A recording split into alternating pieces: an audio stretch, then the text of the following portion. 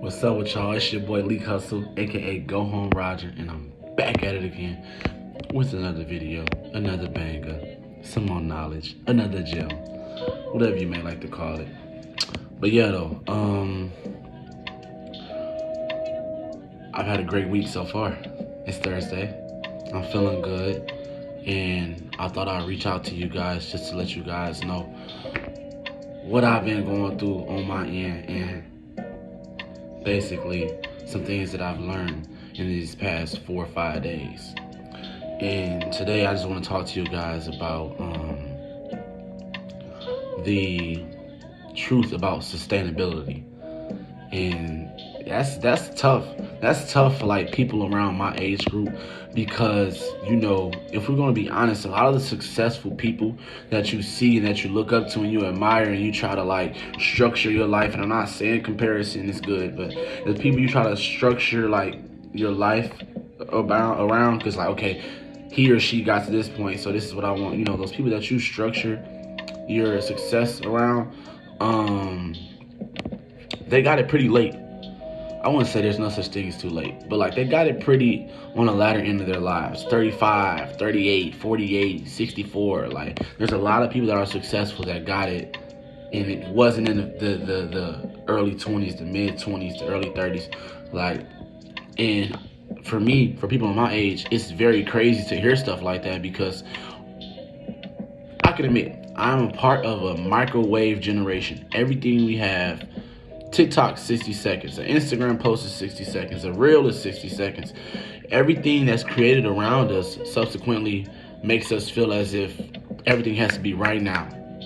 Right now. We want our food ordered right now. We want everything in front of us right now as we speak. So we're so used to instant gratification that we don't understand how to mold anything into something, how to make a mountain out of a molehill, or how to necessarily be a steward over what we have in front of us now in order to get to a different stratosphere in life. And that's what I've been dealing with these past 4 or 5 days. I just got a different job than what I was working for, doing the same thing but a different company, getting paid a few dollars more or whatever. And not even a few dollars, I think like $1 more, $1 or $2 more at that. And me switching over to a different company, I'm like, okay, cool, you know, I'm in a different company. Things are looking up. Like, I'm happy. Like, you know, I'm young. I'm making this extra little dollar. I'm feeling good. But at the same time, I realized, okay, it's still going to be the same stress. Like, you're still working overnight. You still playing ball. You still have classes every day at 10 in the morning. So it's like the grind is still the same. Just because you switched over to a different company doesn't mean anything. And it often brings me back to this week has often brought me back to when I first moved out here to Chicago. I just swore everything was going to be different. Like everything is going to be different. Everything, like anything you could think of, I thought, okay, this is going to be different. Everything is going to change periodically. And things have changed, but I'm realizing more so like, okay, it's not going to always be a change that's from the outer. A lot of times we look at external changes, external differences, and I'm realizing now that, okay, the change has came externally. Yeah, I'm in different scenery, bigger city, more things to do, more places to eat at, more places to shop at. That's cool and all. It's all fine and dandy. But where are the internal changes that I'm making? And I almost had a breakthrough. And I was like, okay, I'm realizing that God spoke to me and he basically told me like, Malik, you have to understand that I want to bless you. Like that's the last thing I want you to do is to be where you were a year ago. That's what he was telling me. And he's basically saying like, okay, I can get you to X, Y, and Z, but I really need you to focus on A to W. Like, I really need you to focus on that. I don't need you to continuously look at the latter half, at the end of the road. This is a marathon. I know it sounds cliche, but this is a marathon, not a race. So the more and more I was this week, like looking at, okay, I'm at a new job. Okay, I'm this, I'm that. You know, I'm single now. Like, I'm looking at all these things where, okay, cool, I'm good. But I'm like, I have to still protect it. I have to protect it. I can't just have it and willy-nilly, oh, cool, just because God gave it to me. I realize a lot of times this is so cliche. It always says on social media, be careful, because when you pray for something so much, you have to also pray that you don't abuse it, or that you still love it and care for it once God gives it to you. And that's something I've been really going through. I'm sorry, I'm tired as hell. Like I said, I've been working overnights. But that's something I've been going through, learning how to sustain what I have.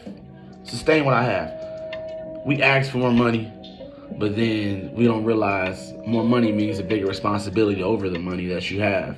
More money means that you have to help more people, most likely. More money means that you have bigger responsibilities, more expenses, most likely. That's all that means. Every time you get an upgrade in life, I realize that every time you get an upgrade in life, there comes with more responsibility on the latter half of it. Like, that's literally what it means. Like, you're never going to get blessed and your responsibilities stay the same. Like, oh, you went from a janitor to now you're the CEO of a Fortune 500 company, but you still can come to work 30 minutes late. No, now you have to come to work 2 hours early to set an example, to set a standard for the rest of the company.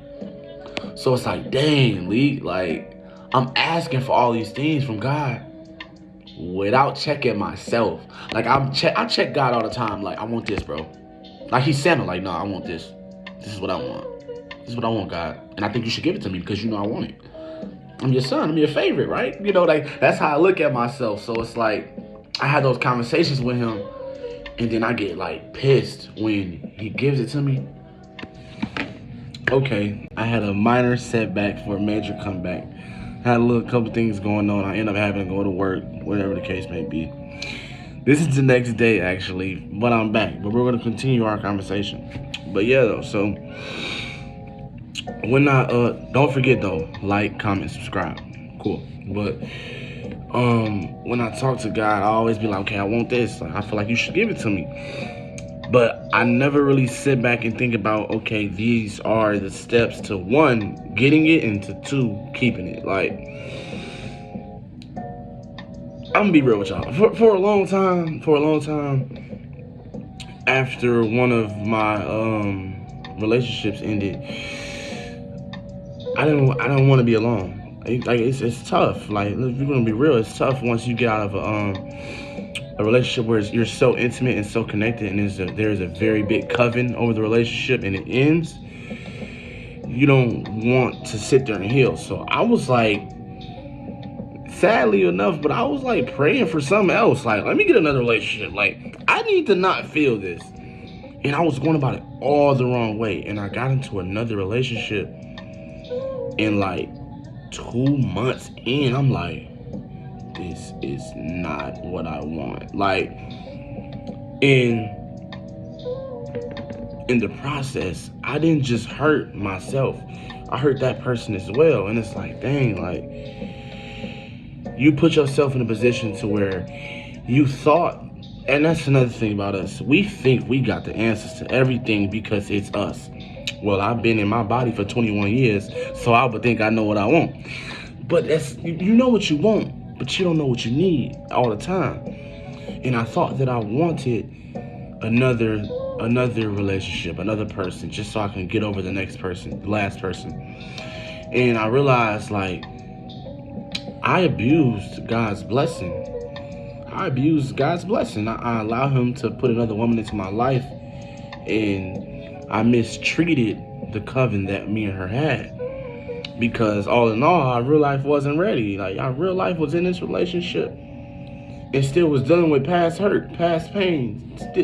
So when you put yourself in that position, that's just a small example, but that can go into every facet of life.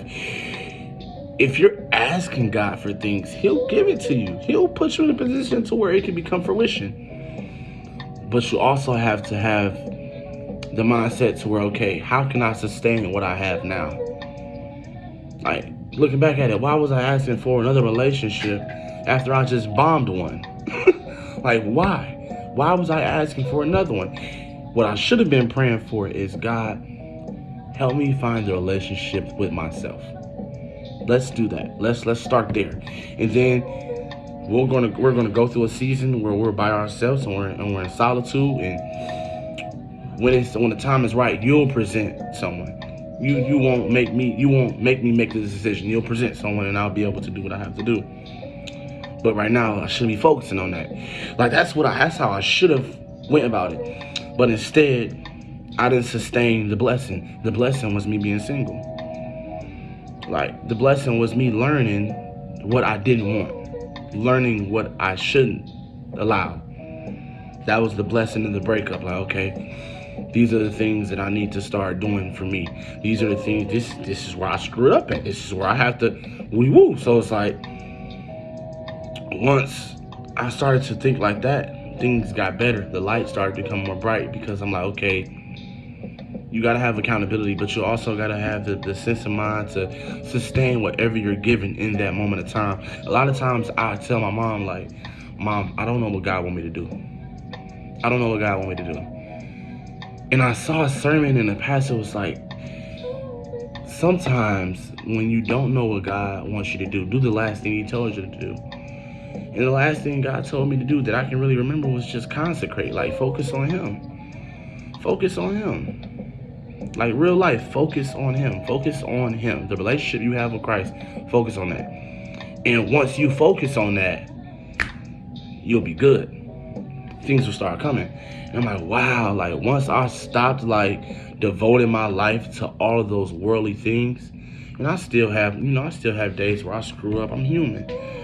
And I'm not going to get on here and lie to y'all and sell y'all a fake dream. It's not what it is. It's not the case. But I will say that when I started to put God as my main focus, I started to realize that once I honor the covenant that God has given me with myself and him, I can honor other people. I can be respectful to other people. I can love people the way they need to be loved once I love him and love myself the way. So I'm like, okay, cool. So that's just something small to help you guys kind of understand where I'm coming from when I say sustainability. We want everything as humans. We're born in flesh. We want everything we can get. We want all the money. We want the girl. We want the cars. We want the clothes. We want the career. We want the family. And it's nothing wrong with having those things. God had those things on this earth for a reason. He wants us to live in abundance, spiritually and naturally. So there's nothing wrong with desiring those things. But I would say the biggest thing is allowing yourself to absolutely fall in love with what you have, and then you move on. But like, don't half-ass it. Don't half-ass it. Don't not give you, put your all into that job. If you're working at that fast food, be the best burger flipping boy you is. Like, flip them burgers, boy. Flip them burgers. Flip them. You feel me? Like, it sounds crazy, but like, whatever you do, go full conviction. Like, go all the way. Because once you're able to sustain whatever in front of you, blessing you becomes way easier for God. Like, I mean, he can do anything but drop a dime, but like, it becomes way easier. I mean, it's just like in the natural realm. You have a kid, they get straight A's. It's so much easier for you to buy them whatever they want. Like, yeah, Junior get all A's. He's a good kid. Cool, I don't care. Swipe the card. But when you have a kid that's not honoring those toys you bought them, or you have a kid that doesn't care about going to school, or you got a kid that every time you buy them a new pair of shoes, they scuffing them up, you don't really want to continue to bless them because they're not sustaining the blessing. Sustain your blessing. Whatever God has given you in this year, last year, whatever it is, sustain it. If you want to leave that relationship so bad, right? Give it 3 months. Try to sustain it for 3 months. I'm not telling you to stay. You're gonna make your decision. Give that job 3 months. Give that relationship 3 months.